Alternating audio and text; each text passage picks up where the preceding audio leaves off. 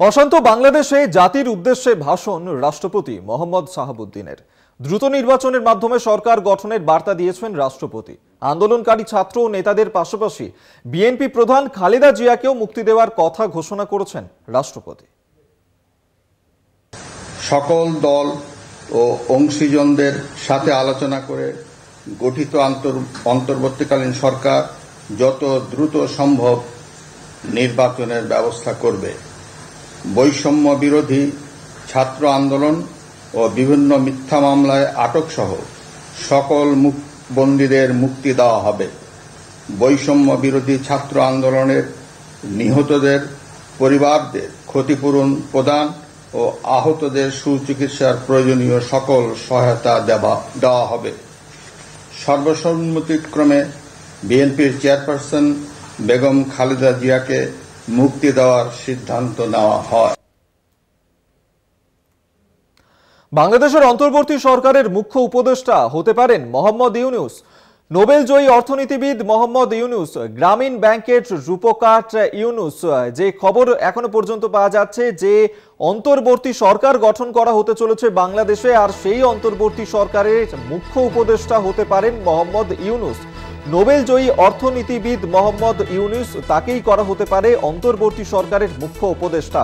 প্রথমে যে জল্পনা ছিল যে হয়তো তাকেই বাংলাদেশের পরবর্তী প্রধানমন্ত্রী করা হতে পারে অন্তর্বর্তী সরকারের ক্ষেত্রে, এবং সেক্ষেত্রে যে খবর এখনো পর্যন্ত উঠে আসছে যে অন্তর্বর্তী সরকারের মুখ্য উপদেষ্টা এবার করা হতে পারে মোহাম্মদ ইউনূসকে।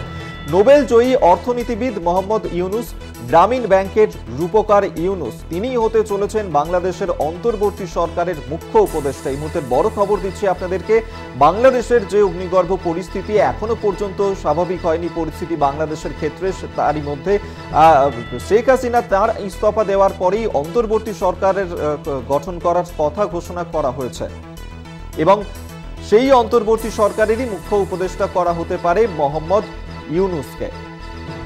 নোবেলজয়ী অর্থনীতিবিদ মোহাম্মদ ইউনূস, গ্রামীণ ব্যাংকের রূপকার ইউনূস, তাকেই করা হতে চলেছে বাংলাদেশের অন্তর্বর্তী সরকারের মুখ্য উপদেষ্টা।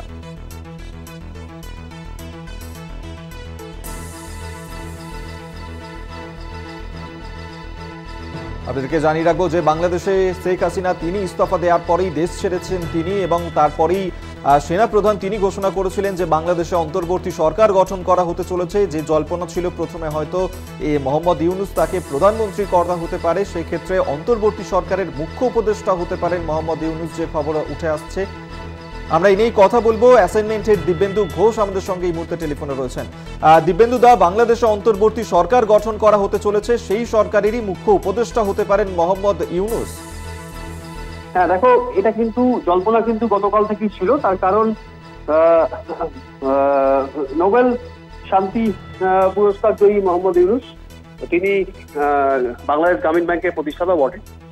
তো সেই মোহাম্মদ ইউনূসকে তিনি পরবর্তী প্রধানমন্ত্রী হতে পারেন এরকম একটা জল্পনা আছে। কিন্তু আর একটা খবর যেটা পাওয়া যাচ্ছে যে অন্তর্বর্তী সরকারের প্রধানমন্ত্রী হয়তো অন্য কেউ হতে পারেন, এবং মোহাম্মদ ইউনূস সেক্ষেত্রে অন্যতম উপদেষ্টা, এই যে অন্তর্বর্তী সরকার তার অন্যতম উপদেষ্টা হিসাবে তিনি কাজ করতে পারেন, সেই খবর শোনা যাচ্ছে। সবকিছু মিলিয়ে অন্তর্বর্তী সরকার গঠনটা কিন্তু এই মুহূর্তে খুব গুরুত্বপূর্ণ, এবং ঠিক কোন ফরমেশনে এই সরকারটা গঠন হবে সেটা কিন্তু সবচেয়ে আলোচ্য বিষয় এই মুহূর্তে। তার কারণ এই যে অন্তর্বর্তী সরকার, ইতিমধ্যেই কিন্তু আন্দোলনকারীরা বলে দিয়েছে যে কোনো সেনা সমর্থিত সরকার কিংবা রাষ্ট্রপতি ঠিক করে দেওয়া কোনো সরকারকে তারা মানবে না। তাহলে এই অন্তর্বর্তী সরকারের ফরমেশন কি হবে? এবং এই অন্তর্বর্তী সরকারের যে ফরমেশন, সেই ফরমেশনটা এখনো পর্যন্ত সেনাপ্রধান, রাষ্ট্রপতি, আন্দোলনকারী কারোর কাছে স্পষ্ট নয়। কারণ সেনাপ্রধান তিনি রাষ্ট্রপতির সঙ্গে যতক্ষণ না কথা বলছেন তাদের মধ্যে আলোচনা হচ্ছে, এবং 48 ঘন্টার মধ্যে যে সর্বদল বৈঠক করার কথা, সেই বৈঠক যতক্ষণ না হচ্ছে অন্যান্য যে সমস্ত রাজনৈতিক দল, গতকাল আমরা দেখেছি যখন সেনাপ্রধান তিনি বৈঠক করেছিলেন সেখানে কিন্তু আওয়ামী লীগের কোনো প্রতিনিধি ছিলেন না।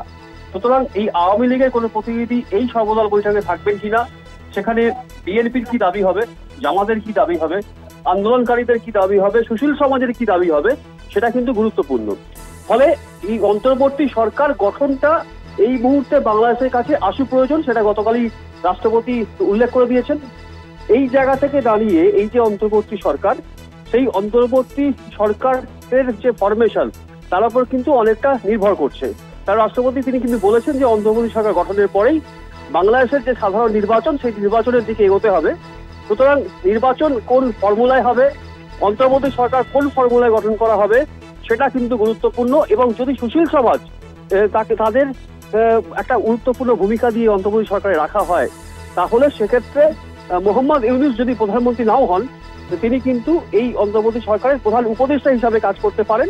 কারণ অর্থনীতি, গ্রামীণ ব্যাংক, বাংলাদেশের যে আর্থসামাজিক যে প্রেক্ষাপট, সেখানে কিন্তু এই মোহাম্মদ ইউনূসের একটা গুরুত্বপূর্ণ ভূমিকা আছে। সুতরাং তাকে মাথায় রেখে এবং মোহাম্মদ ইউনূসের যে গ্রহণযোগ্যতা, সেটার কথা মাথায় রেখে কিন্তু এই অন্তর্বর্তী সরকার গঠন হতে পারে। বেশ, ধন্যবাদ তোমায়। অ্যাসাইনমেন্ট হেড দিব্যেন্দু ঘোষ এই মুহূর্তে আমাদের সঙ্গে টেলিফোনে ছিলেন।